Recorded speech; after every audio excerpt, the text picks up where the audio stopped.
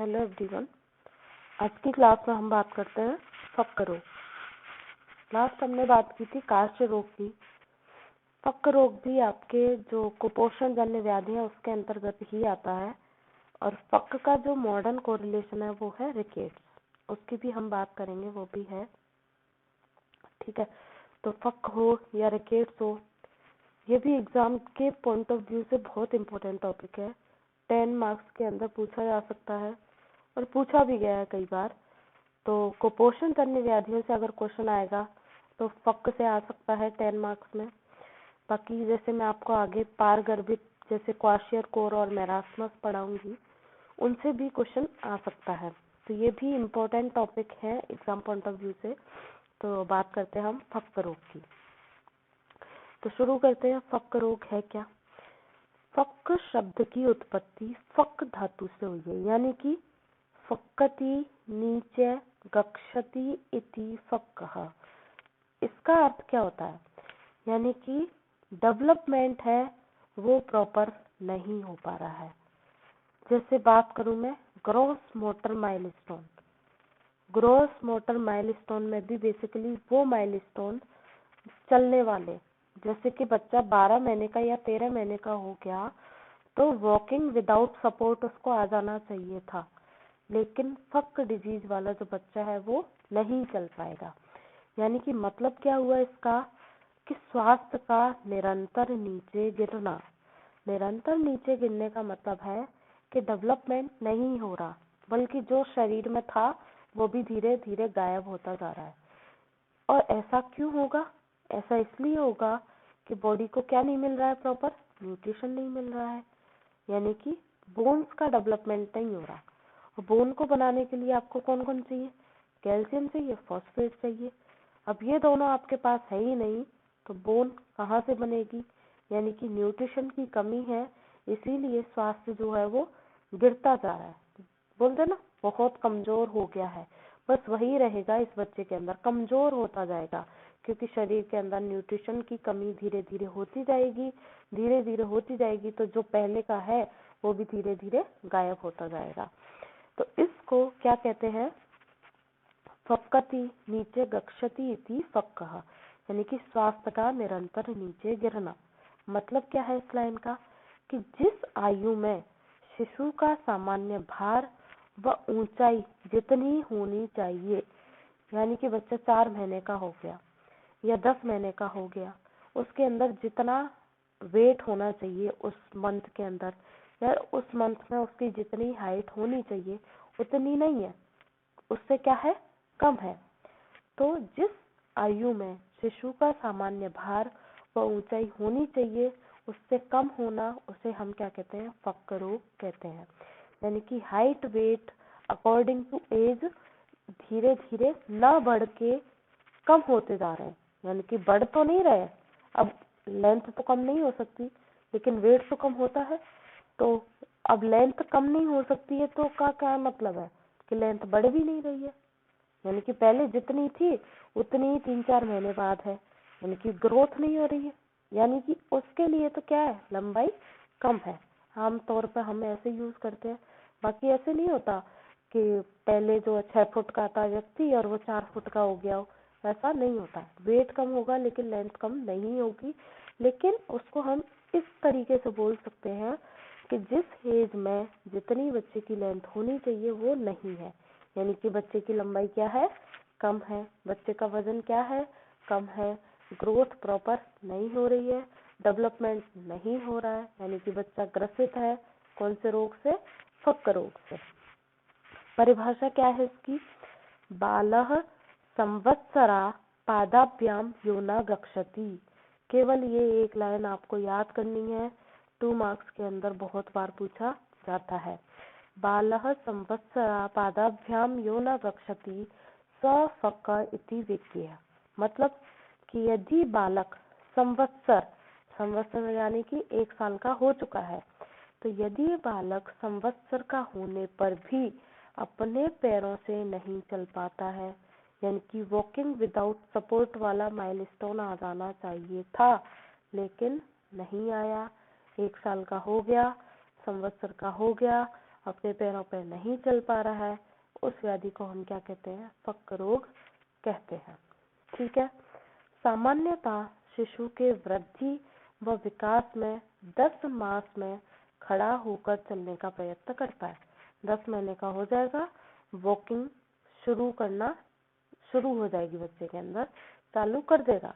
परंतु जब बालक अपने शरीर के भार को पैरों पर नहीं रख पाता, अब ये बताइए कि चलने के लिए क्या करना पड़ता है? अपना पूरा का पूरा बॉडी वेट अपने पैरों पर छोड़ना पड़ता है। अपन भी ऐसे ही चलते हैं सभी, कि हम जो है बॉडी का बैलेंस बनाते हैं अपने पैरों पर, इसीलिए हम चल पाते हैं। लेकिन बच्चा ऐसा नहीं कर पाएगा तो वो नहीं चल पाएगा। यानी कि वो अपना बॉडी वेट अगर पैरों पे नहीं छोड़ सकता तो वो नहीं चल पाएगा। वो पैरों पे कब नहीं छोड़ पाएगा बॉडी वेट को? जब पैर कमजोर हो।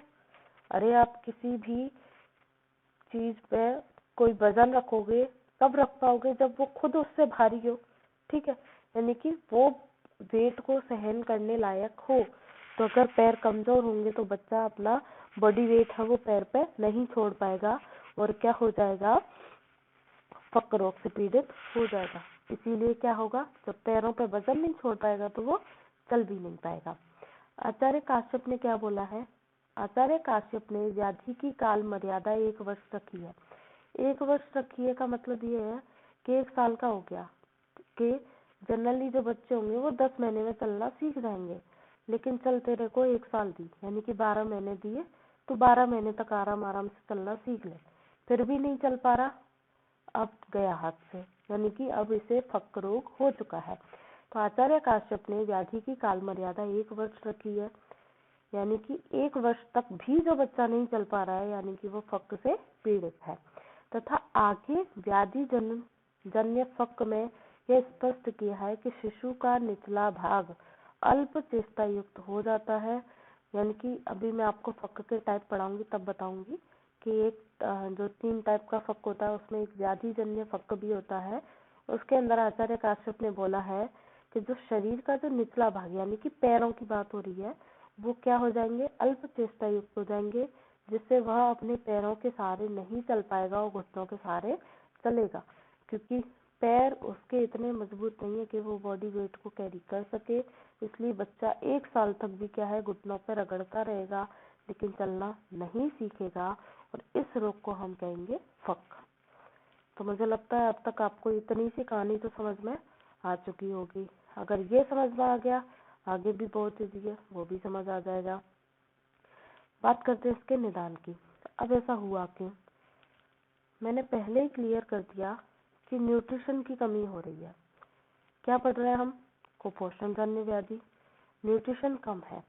अब न्यूट्रिशन कम कहाँ से हुआ? क्योंकि बच्चे के लिए तो जो भी खाना पीना है वो सब क्या है? ब्रेस्ट मिल्क है। अब ब्रेस्ट मिल्क प्रॉपर नहीं मिलेगा बच्चे को, या ब्रेस्ट मिल्क के अंदर प्रॉपर जो कंपोनेंट होने चाहिए वो नहीं है, तो बच्चे की ग्रोथ प्रॉपर नहीं होगी। तो ऐसा किन किन पॉसिबिलिटी में हो सकता है? गर्भवती माता की संतान। अब गर्भवती माता की संतान यानी कि माँ फिर से प्रेग्नेंट है, तो जो बच्चा यूट्रस में है उसको न्यूट्रिशन दे, या खुद की बॉडी को न्यूट्रिशन दे, या जिसको वो फीड करा रही है उसको न्यूट्रिशन दे।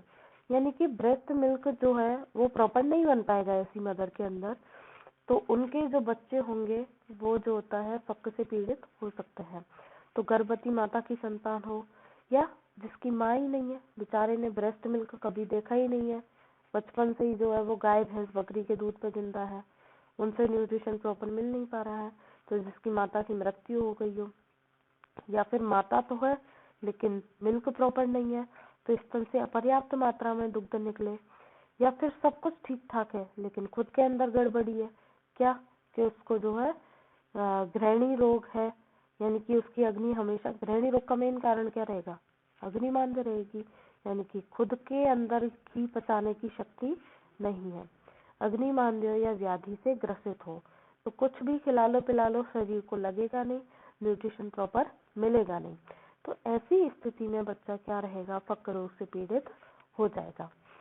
ठीक है बात। फिर बात करते हैं आगे इसकी संप्राप्ति की। संप्राप्ति में वही बेसिक सा चलता रहेगा, निदान सेवन किया बच्चे के अंदर त्रिदोष का प्रकोप होगा, लेकिन कफ प्रधान त्रिदोष का प्रकोप होगा। जिससे क्या होगा, अग्निमांद्य हो जाएगी। अग्निमांद्य रहेगी तो जो भी खिलाओगे पिलाओगे पचेगा नहीं, नहीं पचेगा तो आम बनेगा, और जहाँ आम वहाँ पर स्रोतस का अवरोध हो जाएगा, और जब स्रोतस अवरोध हो जाएंगे तो एक धातु से दूसरी धातु की उत्पत्ति नहीं होगी, जिससे बच्चा क्रश हो जाएगा और उसको फक्क रोग हो जाएगा। ठीक है, यानी कि वही कास्ट में जो पढ़ के आए हैं वही सेम संप्राप्ति यहाँ रहेगी। फिर बात करते हैं इसके भेद की। तो एग्जाम में आपसे 2 मार्क्स के अंदर ये भी पूछा जा सकता है कि फक्क के भेद बताइए। तो फक्क के 3 भेद होते हैं। पहला है शीरज फक्क, दूसरा है गर्भज फक्क, तीसरा है व्याधिज फक्क। 3 तरीके के फक्क होते हैं। तो सबसे पहले बात करती हूँ मैं शीरज फक्क की, यानी कि तीनों के तीनों निदान के आधार पर इसका भेद किया गया है। शीरज फक्क में क्या होता है, जिस धात्री का स्तन्य श्लेष्मिक होता है, यानी कि दूध तो मिल रहा है बच्चे को लेकिन कफ से दूषित मिल रहा है। यानी कि किस प्रकार की स्तन्य दिखती है मदर के अंदर, कफ से दूषित है उसका स्तन्य। तो जिस धात्री का स्तन्य श्लेष्मिक होता है उस स्त्री को फक्क दुग्धा कहते हैं। जिसका स्तन्य जो है वो कफ दोष से दूषित है, उस स्त्री को क्या बोल दिया, फक्क दुग्धा कह दिया। यानी फक्क दुग्धा क्यों कह दिया, तो बच्चे को अगर दूध पिलाया इसने ऐसा तो अपने बच्चे को खुद से बीमार करेगी, यानी कि फक्क कर देगी। तो उस धात्री के दूध का सेवन करने वाला बालक अनेक व्याधियों से ग्रस्त हो जाता है, जिससे ग्रस्तता के कारण फक्क रोग हो जाता है। हुआ क्या कि बच्चे ने दूध तो पिया लेकिन कैसा पिया, जो कफ से दूषित हो। अब ऐसे दुग्ध का पान किया तो उसके अंदर अग्निमांद्य हो जाएगी, अग्निमांद्य हो जाएगी, बीमार पड़ जाएगा, धातुएं प्रॉपर बनेंगी नहीं और बच्चा कैसा हो जाएगा, क्रश हो जाएगा। तो ये तो रहा शीरज फक्क। फिर उसके बाद है गर्भज फक्क। गर्भज फक्क में होगा क्या कि माँ जो है वो गर्भिणी है। अब मैंने अभी आपको बताया कि गर्भिणी बेचारी किस किस को न्यूट्रिशन दे, तो जिसकी माता गर्भिणी है यानी कि प्रेग्नेंट है उसका दूध शीघ्र ही समाप्त हो जाता है, क्योंकि प्रोजेस्टेरोन बढ़ेगा, प्रोलैक्टिन को काम करने नहीं देगा। पर पढ़ाया ना मैंने आपको लैक्टोजेनेसिस, याद करो। तो जहाँ प्रोजेस्टेरोन आ गया वहाँ प्रोलैक्टिन के इफेक्ट को सबसाइड कर देगा। अब प्रोलैक्टिन ही नहीं है तो दूध कहाँ से आएगा, कहाँ से मिल्क फॉर्मेशन होगा। तो जिसकी माता गर्भिणी है उसका दूध शीघ्र ही समाप्त हो जाने से या कम हो जाने से